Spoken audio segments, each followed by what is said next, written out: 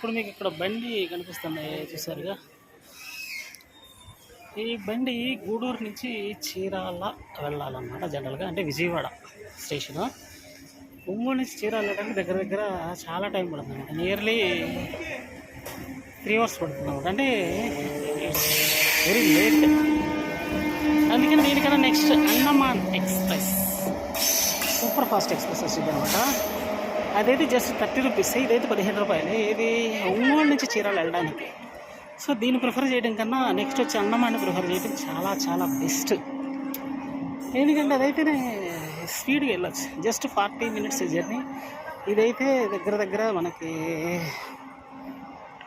1.5 hours 2 hours time అంతా ఎక్కడే సంకనాగిపోద్ది.